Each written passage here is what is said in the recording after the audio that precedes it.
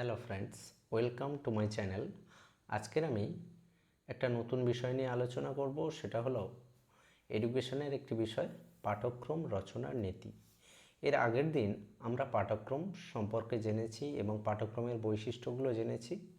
আজকের আলোচনার বিষয় হলো পাঠ্যক্রম রচনার নীতি, অর্থাৎ পাঠ্যক্রম রচনা করতে গেলে আমাদের যে বিষয়গুলো বা যে জিনিসগুলো আমাদের গুরুত্ব দেওয়া প্রয়োজন বা যে বিষয়গুলোর উপরে আমাদের জোর দিতে হবে, আমাদের মাথায় রাখতে হবে যে জিনিসগুলো, সেগুলো আজকের আমরা আলোচনা করব। তো এখানে বলছে, কোঠারি কমিশনের প্রতিবেদনে একটি গুরুত্বপূর্ণ বক্তব্য হলো ভারতের শ্রেণীকক্ষে তার ভবিষ্যৎ রচিত হচ্ছে। তাহলে কোঠারি কমিশন আমরা জানি 1964 64 থেকে 66 কোঠারি কমিশন, অর্থাৎ 64-তে কাজ শুরু করে এবং রিপোর্ট পেশ করে 66-তে। তো 1964-66 যে কোঠারি কমিশন, সেই কোঠারি কমিশনের একটা গুরুত্বপূর্ণ বক্তব্য হচ্ছে ভারতের শ্রেণীকক্ষে তার ভবিষ্যৎ রচিত হচ্ছে। তারপর বলছে, ফলে শ্রেণীকক্ষের পাঠ্যক্রম এমনভাবে রচিত হবে যাতে শিক্ষার্থীরা তাদের লক্ষ্য পূরণে সমর্থ হয়।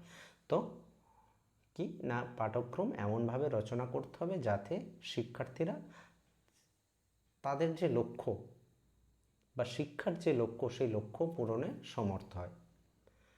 তারপর বলছে, অর্থাৎ পাঠ্যক্রম হবে শিক্ষার উদ্দেশ্যের পরিপূরক। অর্থাৎ পাঠ্যক্রম কি হবে না, শিক্ষার উদ্দেশ্যের পরিপূরক, শিক্ষার উদ্দেশ্যের দিকে লক্ষ্য রেখেই পাঠ্যক্রম রচনা হবে।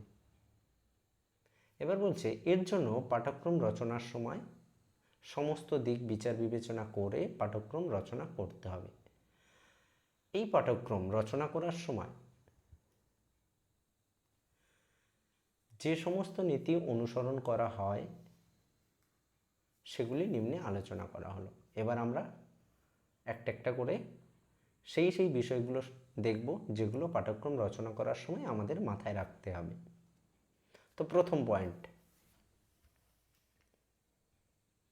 ব্যক্তি স্বাতন্ত্র্যের নীতি।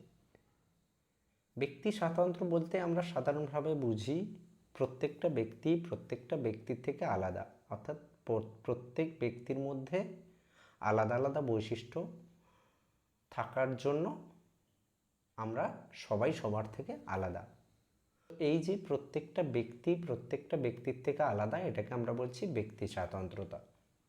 তো এখানে বলছে, দুটি শিশু কখনোই এক নয়। একই জিনিস এখানে বলছে, তাদের মধ্যে আগ্রহ, প্রবণতা, চাহিদা, পছন্দ অপছন্দ সমস্ত কিছুই আলাদা। তাই প্রত্যেক শিশুকে এক ধাঁচে গড়ে তোলা যুক্তিসঙ্গত হবে না। প্রত্যেক শিশুর নিজস্ব কিছু বৈশিষ্ট্য আছে, সেই বৈশিষ্ট্যের ভিত্তিতে পাঠ্যক্রম রচনা করতে হবে। তো তাহলে ব্যক্তি স্বাতন্ত্র্য অর্থাৎ প্রত্যেকটা ব্যক্তি বা প্রত্যেকটা শিশুর থেকে আলাদা। প্রত্যেকটা শিশুর পছন্দ অপছন্দ, চাহিদা, প্রবণতা সমস্ত কিছু হচ্ছে আলাদা। তো যাতে সেই একই ধরনের পাঠ্যক্রম অনুশীলন করে প্রত্যেকটা শিশু যাতে তার মতো করে বেড়ে উঠতে পারে, অর্থাৎ তাদের প্রত্যেকের যে আলাদা আলাদা চাহিদা, আলাদা আলাদা প্রবণতা, আলাদা আলাদা আগ্রহ যাতে পূরণ হয়, সেই রকমভাবে পাঠ্যক্রম রচনা করতে হবে। অর্থাৎ পাঠ্যক্রম রচনার সময় প্রত্যেকটা শিক্ষার্থীর কথা আমাদের মাথায় রাখতে হবে। যে স্তরের পাঠ্যক্রম রচনা হবে, সেই স্তরের প্রত্যেক শিক্ষার্থীর যে নিজস্বতা আছে সেটা মাথায় রেখে আমাদের পাঠ্যক্রম রচনা করতে হবে। এটাই হলো ব্যক্তি স্বাতন্ত্র্যের নীতিতে বলছে। তারপরে দ্বিতীয় পয়েন্ট কি বলছে, ব্যক্তি প্রাসঙ্গিকতার নীতি। এখানে বলছে, পাঠ্যক্রম হবে শিশুকেন্দ্রিক। শিশুর বয়স, দৈহিক মানসিক বিকাশের ধারাকে লক্ষ্য রেখে প্রতিটি স্তরের পাঠ্যক্রম গঠন করতে হবে। শিশুর চাহিদা ও আগ্রহের উপর গুরুত্ব দিতে হবে, তার উপর কোনো কিছু চাপিয়ে দেওয়া যাবে না। সে তার মতো করে শিখবে ও বেড়ে উঠবে। পাঠ্যক্রমের বিষয়বস্তুর মধ্যে সেই সমস্ত বিষয় থাকবে যাতে শিক্ষার্থী তার মতো করে শেখে ও বেড়ে ওঠে। তাহলে ব্যক্তি প্রাসঙ্গিকতা কি না, প্রত্যেকটা শিশুর বয়স, দৈহিক দিক, তাদের মানসিক বিকাশের ধারা কিন্তু আলাদা। অর্থাৎ প্রত্যেকটা শিশুর সঙ্গে প্রত্যেকটা শিশুর কিছু না কিছু পার্থক্য আছে। তো প্রত্যেকটা শিশুর বা এই যে শিশুর যে আলাদা আলাদা বৈশিষ্ট্য, তাদের উপর কোনো কিছু জোর করে চাপিয়ে দেওয়া যাবে না। তারা তাদের মতো করে শিখবে। শিক্ষকের কাজ হবে তাদেরকে শুধু সাহায্য করা। তো তারা যাতে তাদের মতো করে শেখে, তারা যাতে তাদের মতো করে বেড়ে উঠতে পারে, সেই সুযোগ হচ্ছে পাঠ্যক্রমের মধ্যে থাকবে। পাঠ্যক্রম এমনভাবে রচনা করতে হবে যাতে প্রত্যেকটা শিক্ষার্থী সে তার মতো করে শিখতে পারে। তাকে শেখার জন্য যেন অন্যের উপর নির্ভরশীল না হতে হয়। তার নিজের চাহিদা, তার নিজের আগ্রহের উপর ভিত্তি করে সে যাতে তার মতো করে শিখতে পারে, সেই রকমভাবে পাঠ্যক্রম রচনা করতে হবে। তারপর তৃতীয় পয়েন্ট বলছে সমাজ প্রাসঙ্গিকতার নীতি। প্রত্যেকটা শিশু হলো সামাজিক জীব। শিশু সমাজের মধ্যেই বেড়ে ওঠে, তাই শিশুকে সমাজ জীবনের উপযোগী করে গড়ে তুলতে হবে। সমাজ সতত পরিবর্তনশীল। পাঠ্যক্রমের মধ্যে এমন সব বিষয়বস্তু থাকবে যাতে এই পাঠ্যক্রম সমাজের চাহিদা পূরণ করতে সমর্থ হয় এবং এর মাধ্যমে প্রত্যেক শিশু যেন সেই সমাজের সঙ্গে সঙ্গতি বিধান করতে পারে, সেদিকে লক্ষ্য রেখে পাঠ্যক্রমের বিষয়বস্তু নির্বাচন করতে হবে। কারণ শিক্ষার কাজ হলো শিশুকে পরিবর্তনশীল পরিবেশের সঙ্গে খাপ খাইয়ে নিতে শেখানো। তাহলে এখানে কি বলছে যে সমাজ প্রতিনিয়ত পরিবর্তনশীল, সেই পরিবর্তনশীলতার সঙ্গে তাল মিলিয়ে পাঠ্যক্রম যাতে সমাজের চাহিদা পূরণ করতে পারে এবং শিক্ষার্থীরা এই পাঠ্যক্রম অনুশীলন করে যাতে নিজেকে সমাজের সঙ্গে খাপ খাইয়ে নিতে পারে, সমাজের সঙ্গে তাল মেলাতে পারে, সেই জিনিসগুলোই হচ্ছে পাঠ্যক্রমের মধ্যে রাখতে হবে। তার কারণ প্রত্যেকটা শিশু সমাজের মধ্যেই বেড়ে ওঠে এবং ভবিষ্যতে তাকে সমাজের মধ্যে থেকেই বিচরণ করতে হয়। সে স্কুলে পড়াশোনা করে কিন্তু ভবিষ্যৎ জীবনে সে সমাজের সঙ্গেই বেশি ইন্টারাকশন করে এবং সমাজের মধ্যেই তাকে চিরকাল থাকতে হয়। তো সেই জন্য পাঠ্যক্রমের মধ্যে এমন বিষয় থাকবে যেগুলো সমাজের জন্য প্রয়োজন, আগামী দিনে যেগুলো প্রয়োজন হবে, শিক্ষার্থীরা সেই জিনিস অনুশীলন করে সমাজের সঙ্গে ইন্টারাকশন করতে পারবে, সমাজের সঙ্গে তাল মেলাতে পারবে, সমাজের মধ্যে নিজে সঙ্গতি বিধান করতে পারবে। সেই জিনিসগুলো হচ্ছে পাঠ্যক্রমের মধ্যে রাখতে হবে। অর্থাৎ এবং সমাজ যে পরিবর্তনশীল, সেই পরিবর্তনশীলতাটাকে মাথায় রেখে পাঠ্যক্রমও যাতে সমাজের চাহিদা পূরণ করতে পারে, সেটা মাথায় রেখেই হচ্ছে পাঠ্যক্রম রচনা করতে হবে। সেই সমস্ত বিষয়গুলো পাঠ্যক্রমের মধ্যে রাখতে হবে।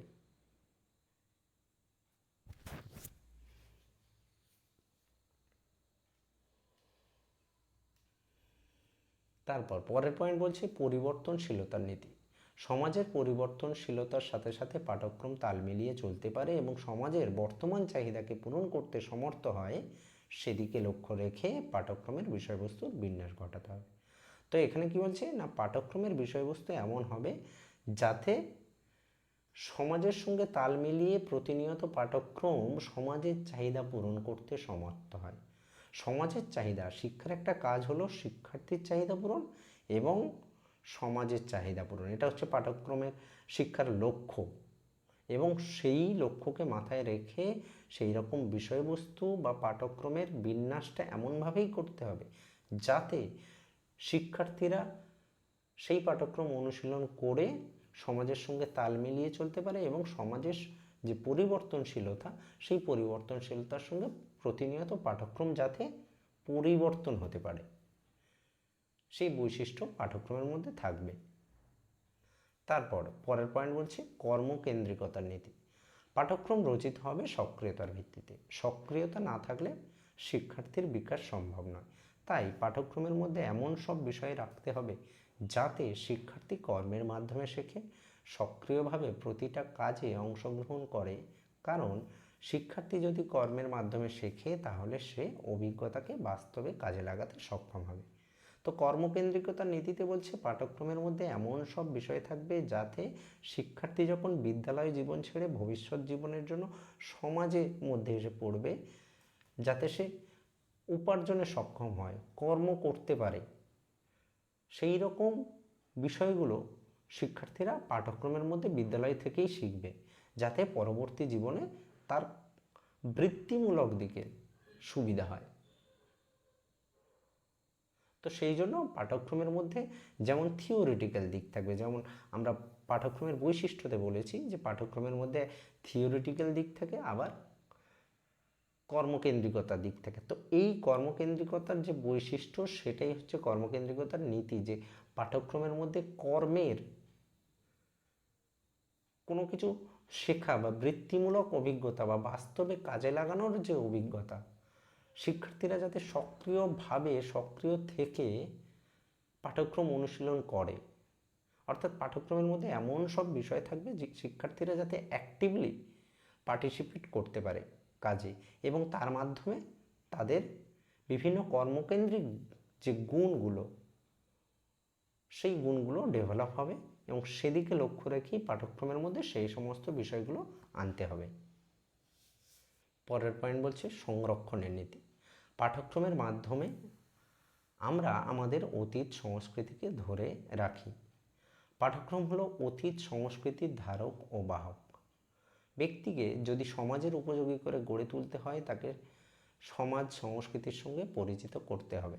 তাই পাঠ্যক্রমের মধ্যে এমন সব বিষয় অন্তর্ভুক্ত করতে হবে যাতে শিক্ষার্থী অতীত বিষয়ের সঙ্গে পরিচিত হয়ে বর্তমানকে ধরে রেখে ভবিষ্যতে এগিয়ে যেতে পারে।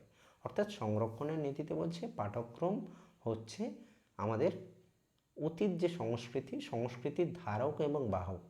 আমরা জানি, আমরা যে সমস্ত বই পড়ি সেই বইগুলো থেকে আমরা আমাদের দেশের বা আমাদের আগেকার মানুষের যে জীবনযাত্রা, সেই সমস্ত জীবনযাত্রা সম্পর্কে জানতে পারি। এটা থেকে আমরা কী শিখি না, আমাদের দেশের সংস্কৃতি, আমাদের দেশের কালচার কেমন ছিল আগে, এবং সেটা কিভাবে এই জায়গায় এসেছে, সেটা হচ্ছে কোত্থেকে আমরা পাই না, বিভিন্ন বই থেকে। এই বই থেকে মানে স্কুলে যে সমস্ত বই আমরা পড়েছি সেই সমস্ত বই থেকে আমরা পাই। তো তাহলে আমরা বুঝতে পারছি যে পাঠ্যক্রমের মধ্যে অতীত সংস্কৃতি লুকিয়ে থাকে বা অতীত সংস্কৃতি ধারক এবং বাহক হিসেবে কাজ করে। তো পাঠ্যক্রমের মধ্যে এই যে অতীত সংস্কৃতি শুধু ধরে রাখাই কাজ নয়, সেটা পরবর্তী প্রজন্মের কাছে পৌঁছে দেওয়া, এটাই হচ্ছে পাঠ্যক্রমের একটা কাজ। তো সেই সমস্ত জিনিসগুলো যাতে পাঠ্যক্রমের মধ্যে থাকে, অর্থাৎ অতীত সংস্কৃতিকে যাতে ধরে রাখতে পারে এবং পরবর্তী প্রজন্মের কাছে যাতে পৌঁছে দিতে পারে, সেই সমস্ত বিষয়গুলো পাঠ্যক্রমের মধ্যে রাখতে হবে। পরের পয়েন্ট বলছে সৃজনাত্মক নীতি। শিক্ষার কাজ হলো শিক্ষার্থীর মধ্যে যে সৃজনশীল ক্ষমতা আছে তার প্রকাশ ঘটানো। তাই পাঠ্যক্রমের মধ্যে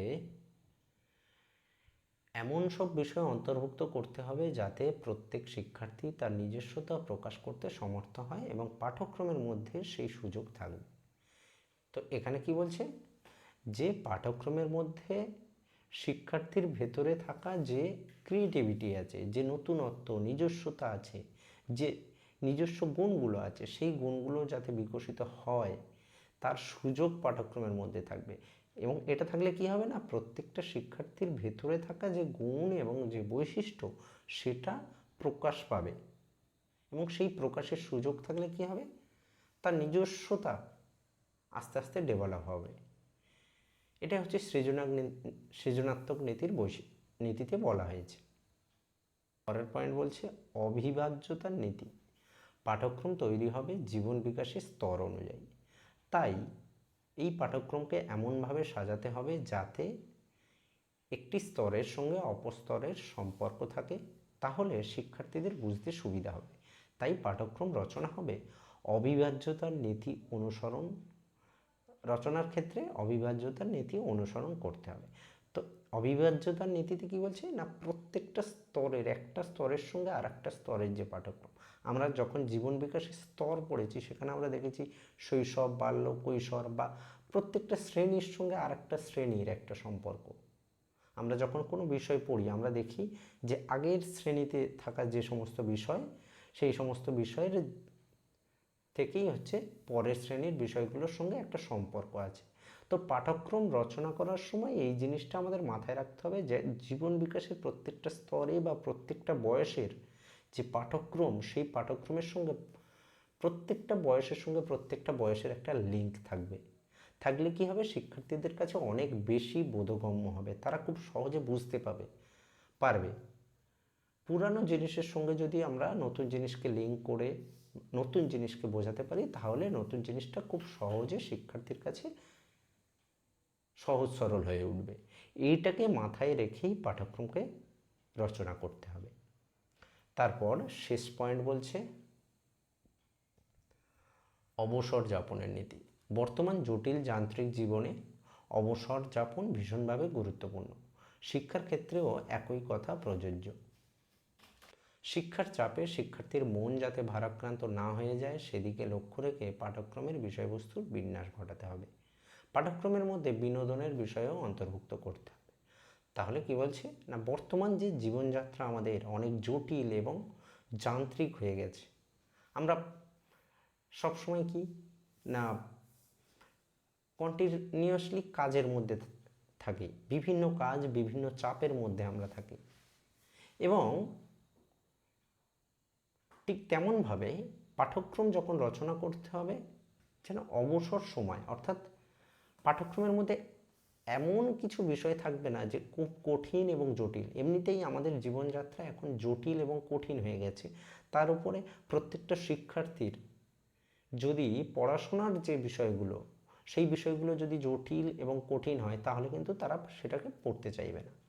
তো এবং পাঠ্যক্রমটা সবসময় যতটা সম্ভব ছোট করা যায় সেদিকে লক্ষ্য রাখতে হবে। তাহলে কি হবে না, অবসর সময় পাবে শিক্ষার্থীরা, তাদের নিজেদের মতো করে বেড়ে উঠতে পারবে, তাদের দৈহিক দিকের বিকাশ, খেলাধুলা করতে পারবে, বিভিন্ন সময় নতুন নতুন জিনিস সম্পর্কে জ্ঞান অর্জন করতে পারবে। সব সময় যদি পড়ার বিষয় না পড়ে নিজের মতো করে যদি কোনো জিনিস পড়ার সুযোগ পায়, তারা সেটা করতে পারবে।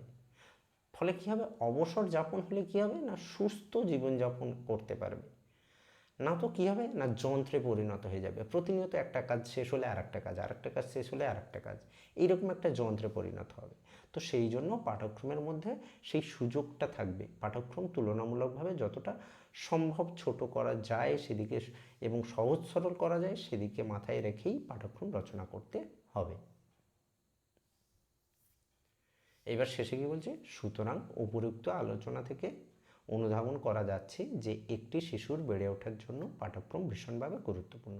তাহলে আমরা কি দেখতে পাচ্ছি যে একটি শিশুর বেড়ে ওঠার জন্য পাঠ্যক্রম কতটা গুরুত্বপূর্ণ আমরা বুঝতে পারছি।